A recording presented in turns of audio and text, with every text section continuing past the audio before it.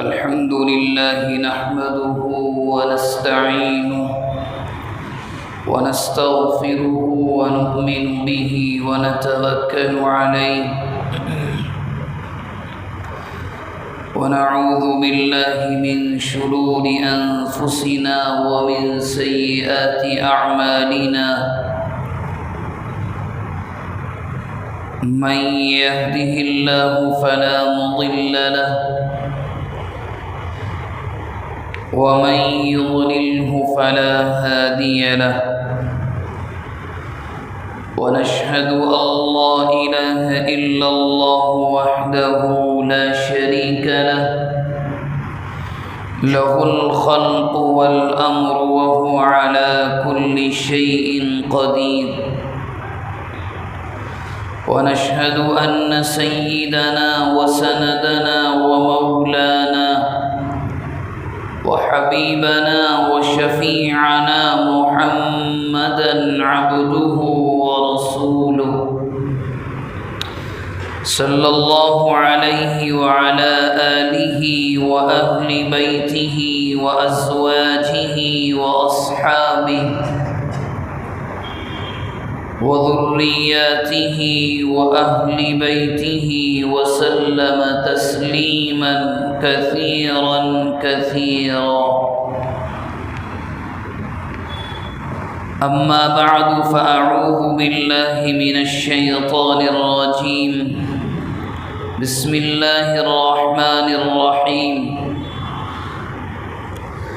هو الذي بعث في الأميين رسولا منهم يتلو عليهم آياته ويزكيهم ويعلمهم الكتاب والحكمة وإن كانوا من قبل لفي ضلال مبين وقال سبحانه وتعالى ألم يجدك يتيما فآوى ووجدك ضالا فهدى ووجدك عائلا فأغنى فأما اليتيم فلا تقهر وأما السائل فلا تنهر وقد قال النبي صلى الله عليه وآله وسلم أدبني ربي فأحسن تأديبي وقال عليه الصلاة والسلام أنا محمد وأنا أحمد وأنا الماحي يمحو الله بي الكفر وأنا الحاشر الذي يحشر الناس على قدمي وأنا العاقب الذي ليس بعده نبي أو كما قال النبي صلى الله عليه وآله وسلم اللهم صل على محمد النبي الأمي وعلى آله وسلم تسليما اللهم صل على محمد النبي الأمي وعلى آله وسلم تسليما اللهم صل على محمد النبي الأمي وعلى آله وسلم تسليما قابل احترام بزرگوں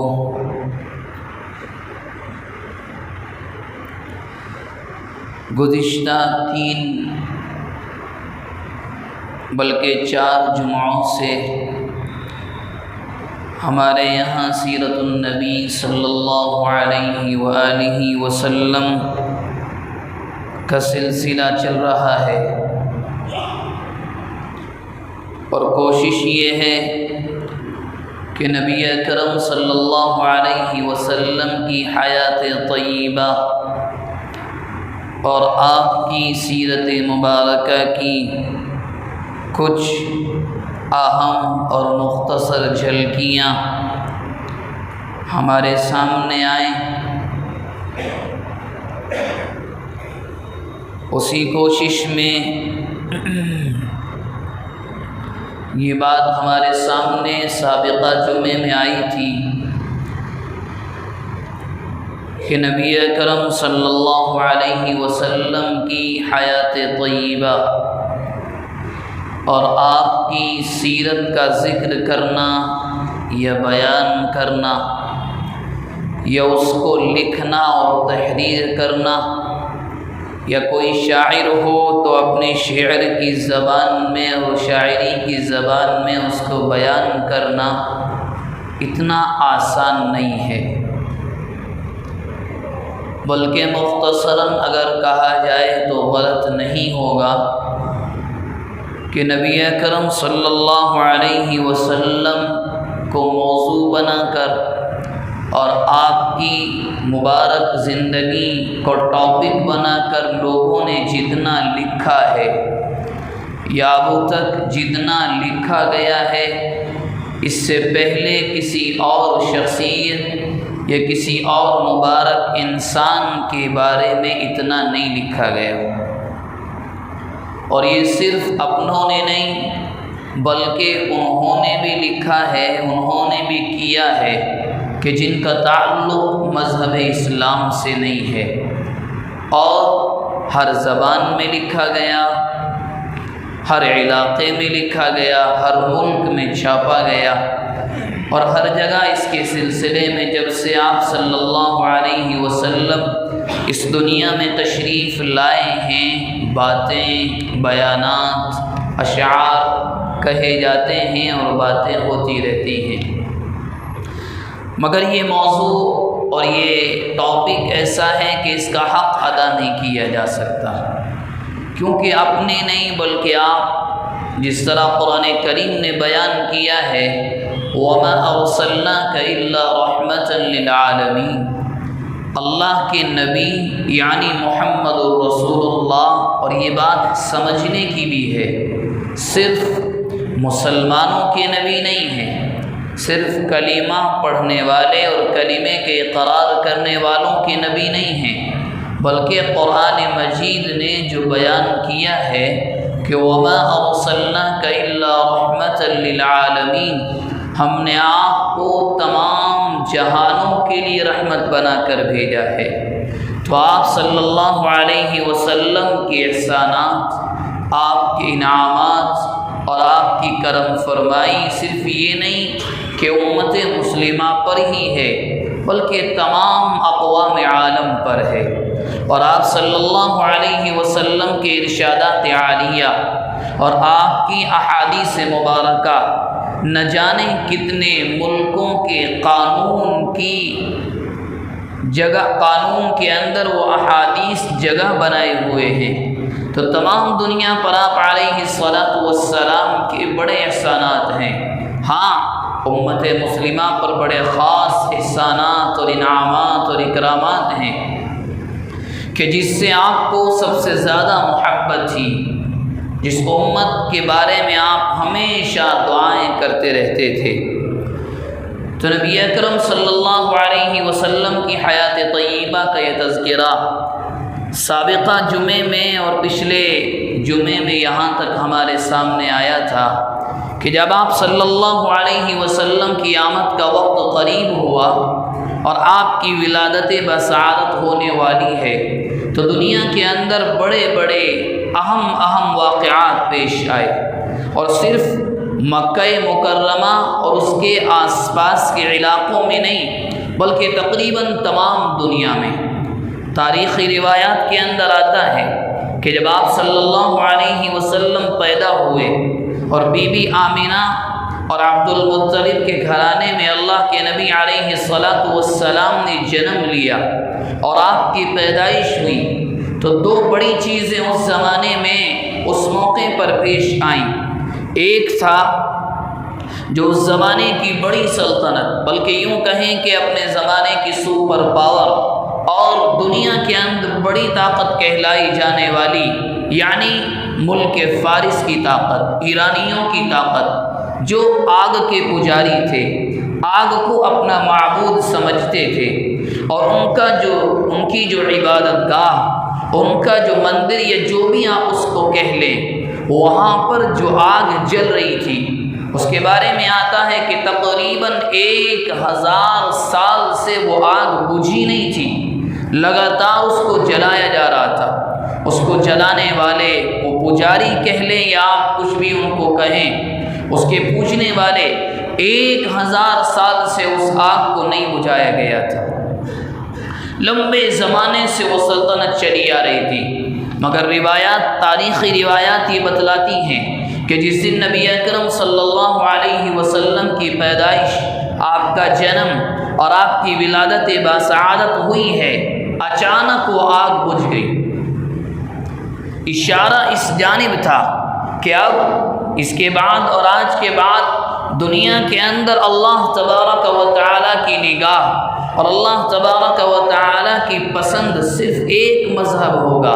اس کے علاوہ کسی مذہب کو مانا نہیں جائے گا، کوئی مذہب قابل قبول نہیں ہوگا۔ اور دوسری جو طاقت تھی رومن ایمپائر، ملک روم، دنیا کی آدھی آبادی پر جس کی حکومت تھی، عیسائیوں کی طاقت، اس کے بارے میں آتا ہے اس کے محل کے کنگرے نیچے گر پڑے جو کبھی اس سے پہلے نہیں گرے۔ اور یہاں تک آتا ہے بی بی آمنہ فرماتی ہیں، تاریخی روایات کے ذریعے سے معلوم ہوتا ہے کہ ملک شام کے محلات ایک اچانک رات کی صبح صادق کے وقت کی روشنی میں مکہ مکرمہ پر روشن ہوئے ہیں۔ یہ تمام چیزیں جو ہو رہی تھیں وہ اس بات کا اشارہ کر رہی تھیں کہ جس بچے کی پیدائش آج صبح میں ہوئی ہے، یہ صبح صادق کے وقت ہوئی ہے، وہ کوئی معمولی بچہ نہیں ہے، وہ کوئی معمولی نومولود نہیں ہے، بلکہ بڑی شان والا ہے۔ اور جب آپ صلی اللہ علیہ وسلم کی پیدائش ہوئی تو بی بی آمنہ فرماتی ہیں، تاریخی روایات میں آتا ہے کہ آپ صلی اللہ علیہ وسلم کی حالت یہ تھی کہ آپ جیسے کوئی مرد سجدے میں پڑا ہو۔ حالانکہ مکہ مکرمہ کا ماحول تو وہ تھا کہ جہاں لوگ اللہ کو جانتے تو تھے، مانتے بھی تھے، مگر تنہا اور یکتا نہیں مانتے تھے۔ وہ مانتے تھے کہ اللہ ہے، معبود ہے، مگر وہ یہ کہتے تھے کہ نہیں، فرشتے اللہ کی بیٹیاں ہیں۔ جن پتھروں کو ہم پوجتے ہیں، جن کو ہم اپنا معبود اور بھگوان اور خدا سمجھتے ہیں، ان کا بھی خدا کی خدائیت میں نعوذ باللہ حصہ ہے، وہ بھی اللہ کی حاکمیت میں شریک ہیں، وہ بھی کچھ نہ کچھ ہیں، وہ بھی مانتے تھے، مگر شرک و بت پرستی کا ایسا بول بالا تھا کہ نبی ابراہیم علیہ السلام کا جو خاص مذہب تھا اس کو وہ لوگ بھول بیٹھے تھے۔ ایسے ماحول میں ایک بچہ اپنے ماں کے پیٹ سے نکلتا ہے اور پہلی حالت اس بچے کی یہ ہے کہ وہ سجدے میں ہے۔ اور اس سے آگے چلے، بی بی آمنہ فرماتی ہیں کہ نبی کریم صلی اللہ علیہ وسلم پیدا ہونے کے بعد آپ کے ختنے کی ضرورت نہیں پڑی، ولد مختونا، آپ علیہ السلام اس حالت میں دنیا کے اندر تشریف لائے کہ آپ کے ختنے ہو چکے تھے۔ یہ اس بات کا اشارہ تھا جیسے کہ اس سے پہلے بھی بہت سے کاہنوں نے اور بہت سے بڑے لوگوں نے اللہ کے نبی علیہ السلام کے بارے میں کہا تھا، اور جب آپ کے دادا جان شام کے سفر پر گئے اور یہودی علماء نے تمام نشانیاں پوچھی تو ان سے بھی کہا تھا اس بچے کی ایک عجیب شان ہوگی، اس بچے کو یہودیوں سے بچا کر رکھنا۔ یہ تمام باتیں اس بات کی جانب اشارہ کر رہی تھی کہ عبداللہ کے گھر میں اور آمنہ کی گود میں جس بچے نے جنم لیا ہے اور عبد المطلب کے خاندان میں جو آج بچہ پیدا ہوا ہے وہ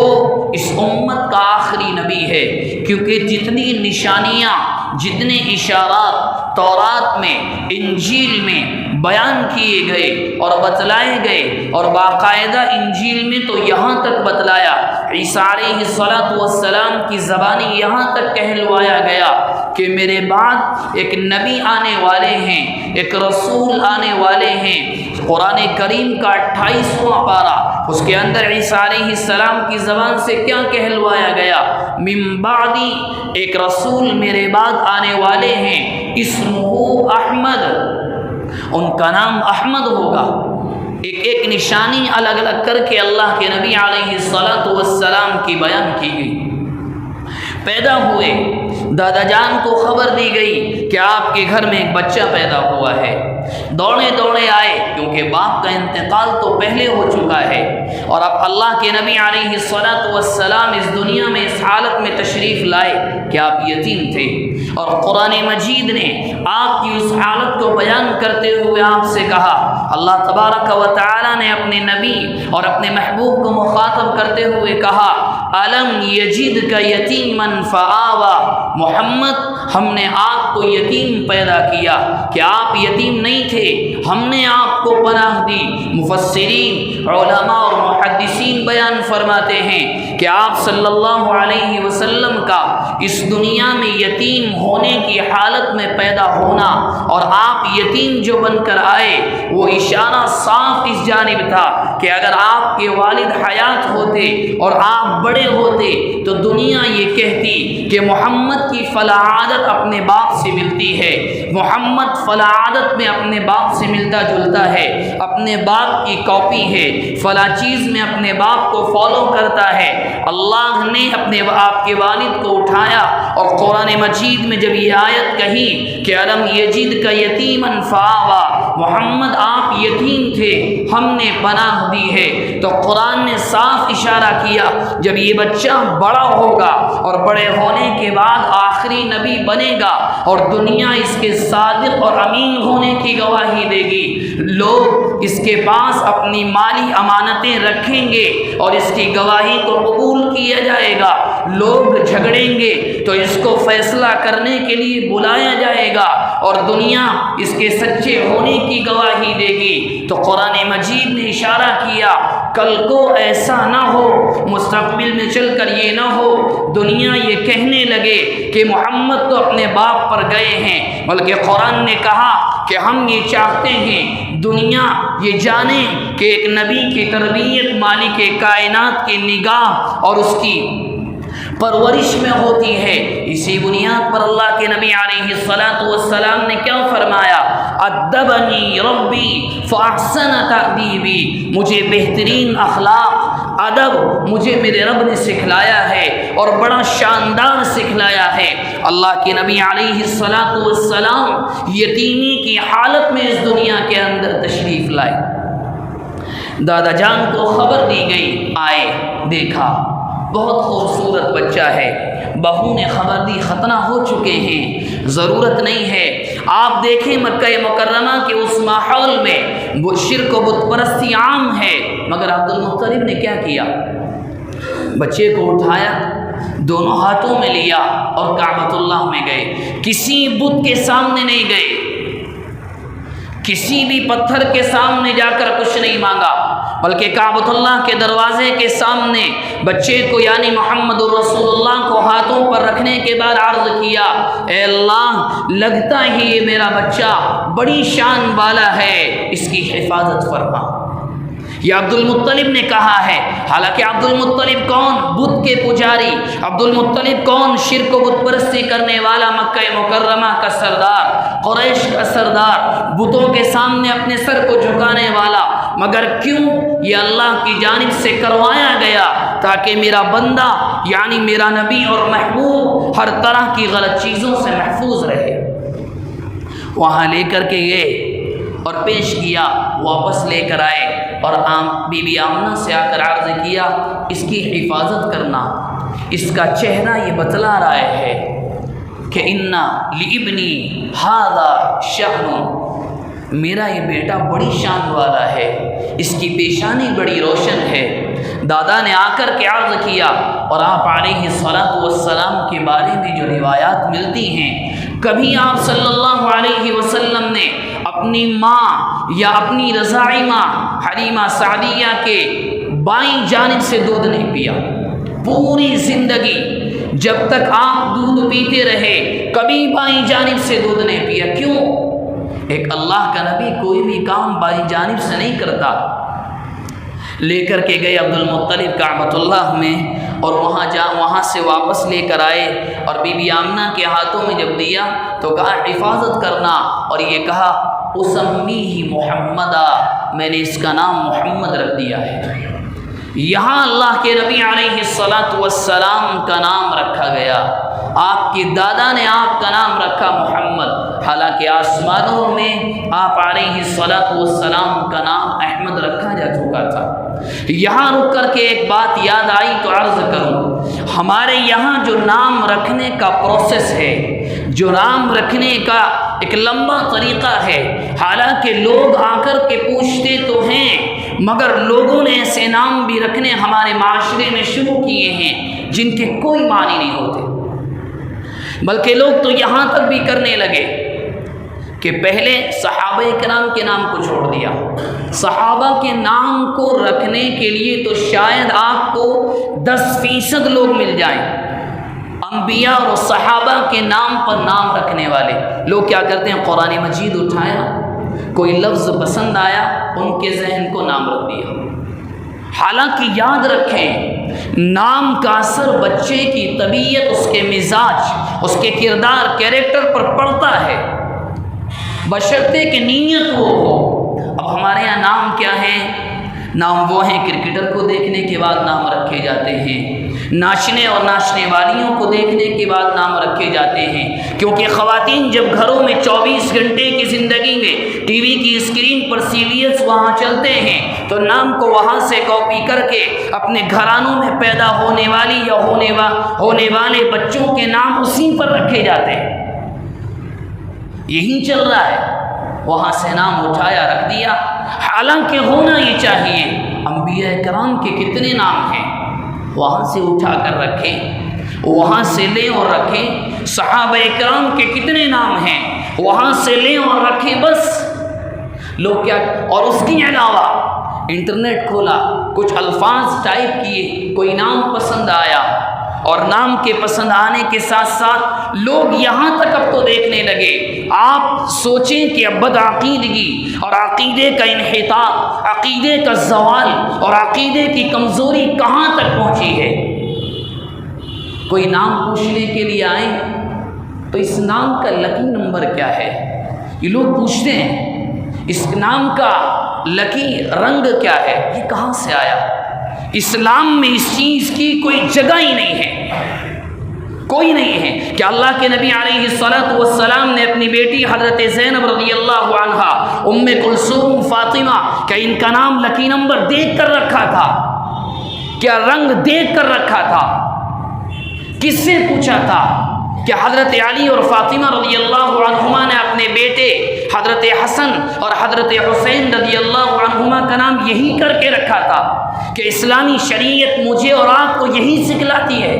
کہ صحابہ کرام نے اپنے گھر میں پیدا ہونے والے بچوں کے نام یہی رکھے گئے تھے، کہ حضرت عمر نے اپنے بیٹے کا نام عبداللہ اسی بنیاد پر رکھا تھا کہ اسلامی واقعات صحابہ کرام کے ہوں یا اولیاء اللہ کے ہوں، کیا ہمیں یہی درس دیتے ہیں کہ اسلامی شریعت یہی سکھلاتی ہے کہ نہیں، تم جو غیر کر رہے تم بھی ویسا ہی کرو، اور ہم ایسا کر رہے ہیں کہ نام رکھنے کے بعد یہ کیا ہے۔ اور بعض لوگ تو یہاں تک کرتے ہیں کہ ذرا بچی کی طبیعت 2 مہینے سے بچے کی طبیعت ذرا خراب ہے کہ نام بدل دیں، یہ کیا ہے؟ بیماری کا لینے والا دینے والا ایک ہے، کوئی اور کچھ نہیں کر سکتا، یہ ماننے کے لیے ہم تیار کیوں نہیں ہیں؟ نہیں، نام بیماری لے کر آئے، نیا فلسفہ، نئی سوچ، نہیں، اس نام کے ذریعے سے ذرا بچی امپروو نہیں ہو رہی ہے، ذرا اچھی نشو و نما نہیں ہے، اس کا کوئی تعلق نہیں ہے۔ جب آپ کا عقیدہ مضبوط ہوگا، اور یاد رکھیں اللہ تبارک و تعالی نے فرمایا، اللہ کے نبی فرماتے ہیں، حدیث قدسی ہے، جو گمان میرا بندہ میرے ساتھ کرتا ہے میرے معاملات اس کے ساتھ ویسے ہی ہوتے ہیں۔ مثال کے طور پر دنیا میں وہ بھی جی رہے ہیں جو بتوں کو پوجنے والے ہیں، پانی کھانا ان کو بھی مل رہا ہے، کیوں؟ ان کا گمان اللہ کے ساتھ ویسا ہی ہے، ان کو بھی اللہ پال رہا ہے۔ جب ہمارا گمان اور ہمارا عقیدہ کمزور ہوا اور ہم نے یہ سوچنا شروع کیا، نہیں، میرا بچہ اور میری بچی نام کی وجہ سے بیمار ہے، تو اللہ نے کہا اس نے یہ رشتہ میرے ساتھ کمزور کر دیا یا ٹوٹنے کے قریب ہوا، اب یہ بندہ جو چاہے کرتا پھرے، اس کے بچے کے ساتھ جو چاہے ہوتا رہے، مجھے کوئی پرواہ نہیں۔ یہ ہوتا ہے۔ اور جب عقیدہ مضبوط ہو اور بندے کے دل میں خیالات ہوں، جو ابراہیم علیہ السلام نے کہا کہ جلانے والا، مارنے والا، بیماری کا دینے والا، بیماری کا لینے والا، ذرے ذرے کا مالک سوائے مالک کائنات کے کوئی اور نہیں ہے، تو یہ چیزیں پھر گھرانوں میں نہیں آتی۔ تو بہرحال اپنے بچوں کے نام، اپنی بچیوں کے نام کوشش کریں انبیاء کرام، صحابہ کرام، صحابیات رضوان اللہ تعالی علیہم اجمعین کے وزن پر رکھیں، ان کے ناموں کو لے کر کے وہاں سے رکھیں۔ بچوں کی طبیعت پر اثرات ہوتے ہیں۔ بی بی آمنہ فرماتی ہیں آپ کے دادا جان نے آپ کا نام محمد رکھ دیا اور لے کر کے آ گئی، اور ایسے ہی زمانہ گزرتا رہا۔ اس زمانے کے الفاظ یہ تھے۔ اور ایک اور بات بی بی آمنہ فرماتی ہیں جب محمد پیدا ہوئے، حالانکہ وہ زمانہ بت پرستی کا تھا، تو بی بی آمنہ کی زبان سے جو الفاظ نکلے ہیں، فرماتی ہیں میری زبان سے الفاظ نکلے اعیذک باللہ الواحد من کل حاسد، بت پرستی کے زمانے میں، کہ محمد تجھے میں نے ایک اکیلے اللہ کی پناہ میں دے دیا ہر حسد کرنے والے کے حسد سے۔ آپ دیکھیں بت پرستی کے ماحول میں ایک ماں کی زبان سے یہ الفاظ نکل رہے ہیں۔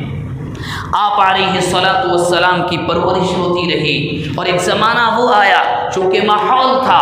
کہ دیہات کے اندر بچوں کو پیدا ہونے کے بعد دودھ پلانے کے لیے دیہات میں بھیجا جاتا تھا۔ قبیلے بنو سعد کی عورتیں ایک دن مکہ مکرمہ میں آئیں، سب نے اپنے اپنے حصے کے بچوں کو لے لیا، جس کے ہاتھ جو بچہ آیا سب نے لے لیا۔ اب سب نے لے لیا، قافلہ چلنے کے لیے تیار ہے، مگر ایک خاتون ہے حلیمہ سعدیہ، ان کو کوئی بچہ نہیں ملا، مایوس ہیں۔ شوہر حارث سے کہا ایک بچہ ہے، یتیم ہے، پیدائش سے پہلے باپ جا چکا ہے۔ حالانکہ وہ لوگ دودھ کا بدلہ نہیں لیتے تھے، بلکہ روایات میں آتا ہے کہ دودھ کو بیچنا وہ عورتیں حرام سمجھتی تھیں۔ ہاں، صرف یہ کہتی تھیں کہ ذرا بچہ اگر بڑے گھرانے کا ہو، مالدار باپ کا بیٹا ہو، مالدار ماں کا لال ہو، تو ذرا ہدیہ اچھا مل جاتا ہے، ہدایہ اچھے مل جاتے ہیں۔ تو کہنے لگی آ کر ایک بچہ تو ہے، باپ یتیم ہو چکا ہے، اور خالی ہاتھ جاتے ہوئے اچھا نہیں لگتا، تو کیوں نہ کریں اس بچے کو جا کر لے لیں۔ شوہر سے مشورہ کیا، پہنچی، عبد المطلب سے ملاقات ہوئی۔ عبد المطلب نے کہا کہاں سے آئی ہیں؟ فرمایا، کہنے لگی بنو سعد سے تعلق ہے۔ پوچھا نام کیا ہے؟ کہنے لگی حلیمہ نام ہے۔ تو عبد المطلب نے فرمایا بڑی نیک خاتون ہیں، بنو سعد یعنی سعادت نیک بختی والا قبیلہ ہے،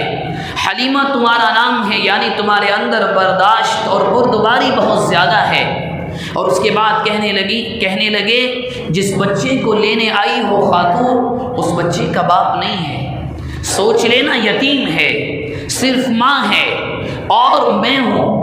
اور ہمارے گھرانے کا حال بڑی غربت کا ہے، حالانکہ سردار ہوں، غربت اس بنیاد پر۔ اور آپ یقین کریں عبد المطلب کا گھرانہ مکہ کے سردار ہونے کے باوجود بھی اس بنیاد پر غریب تھا کہ حاجیوں کے زمانے میں جو بھی ان کے پاس آتا وہ تمام کا تمام لٹا دیتے تھے۔ حاجیوں کی خدمت میں جتنا ہو سکتا، جو اپنے پاس ہوتا تھا، خاص اپنا خرچہ، اپنا غلہ، تمام حاجیوں کی خدمت میں۔ خیر، کہنے لگی اس کے باوجود میں لے جانے کے لیے تیار ہوں۔ حلیمہ سعدیہ فرماتی ہیں جب میں اندر گئی، دیکھا تو اپنی والدہ کے برابر میں ایک سبز کپڑے میں جو کہ ریشمی ہے، اللہ کے نبی علیہ الصلاۃ والسلام لیٹے ہوئے ہیں، اور چہرہ اتنا مبارک، اتنا نورانی ہے۔ حلیمہ سعدیہ فرماتی ہیں ایک منٹ کے لیے میں نے سوچا کہ اس بچے کو میں نہ جگاؤں، اگر جگا دیا اس منظر سے محروم ہو جاؤں گی۔ بڑی غور سے چہرے کو دیکھا، ماں سے پوچھا تو ماں نے کہا چہرے کو تم نے دیکھ لیا ہے، یہ بچہ بڑا ہو کر کچھ نہ کچھ بنے گا، اس بچے کی کچھ نہ کچھ شان ہوگی، حفاظت کرنا، ذرا خیال سے لے کر جانا۔ بی بی حلیمہ فرماتی ہیں ہم نے بچے کو لیا، ہم عبد المطلب سے ہم نے وداعی کے الفاظ کہے، لے کر آئے، اور جس جانور اور اونٹنی پر ہم آئے تھے، بعض روایات میں اونٹنی کا ذکر ہے، بعض روایات میں گدھے کا بھی ذکر ہے، بہرحال جو بھی سواری تھی بڑی کمزور تھی۔ بی بی حلیمہ سعدیہ فرماتی ہیں جب میں اپنے شوہر کے پیچھے اپنے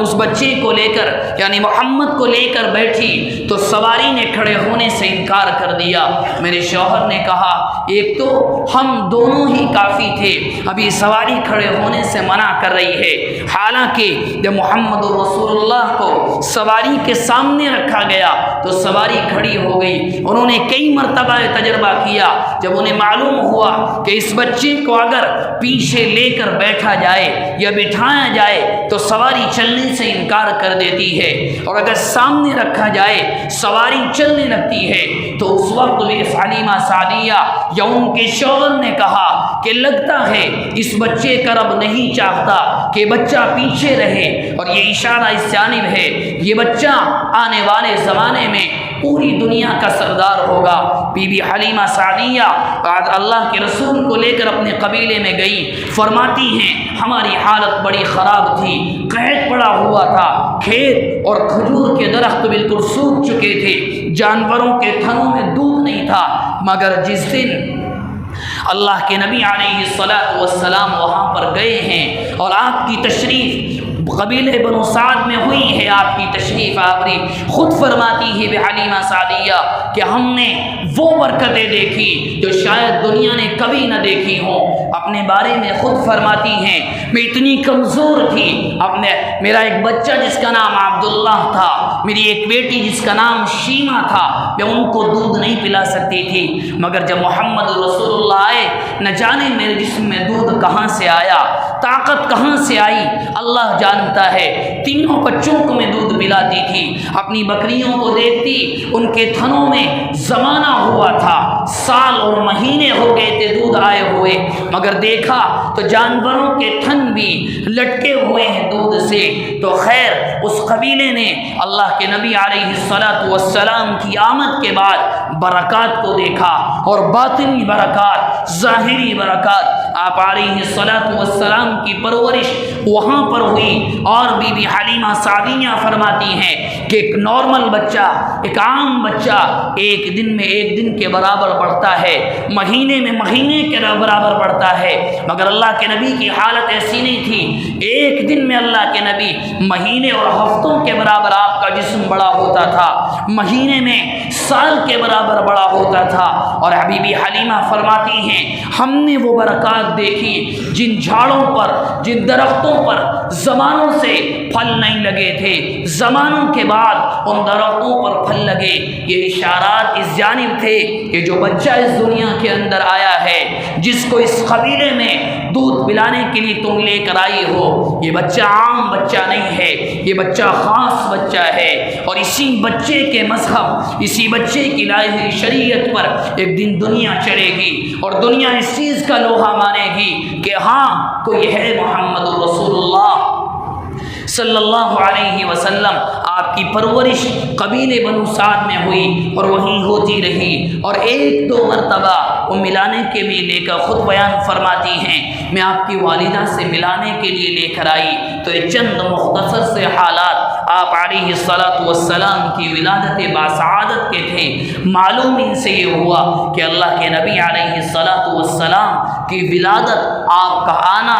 سب کے لیے، اس دنیا کے ذرے ذرے کے لیے رحمت تھا، زحمت نہیں تھا۔ خدا علیہ السلام نے بھی قرآن کریم کے اندر آپ کی زبان سے بھی یہ کہلوایا گیا، بہت سی احادیث میں اللہ کے نبی علیہ السلام نے خود فرمایا بعثت لأتمم مکارم الاخلاق، میں اچھے اخلاق لے کر آیا ہوں۔ دنیا اس سے پہلے اچھے اخلاق کو جانتی نہیں تھی، دنیا کو معلوم نہیں تھا نیک عادتیں کیا ہوتی ہیں، اچھے اخلاق کیا ہوتے ہیں۔ بعثت، مجھے بھیجا گیا ہے، کیوں؟ لأتمم مکارم الاخلاق، اچھے اخلاق کو میں مکمل کر دوں۔ اور اللہ کے نبی علیہ الصلوۃ والسلام نے وہی پوری زندگی کیا ہے۔ دعا فرمائیں جو باتیں آج آئی ہیں ہمارے سامنے، چاہے وہ نام کا مسئلہ ہو یا کوئی اور مسئلہ ہو، ان تمام باتوں پر اخلاص نیت کے ساتھ عمل کرنے کی توفیق مرحمت فرمائے۔ وآخر دعوانا ان الحمد للہ رب العالمین۔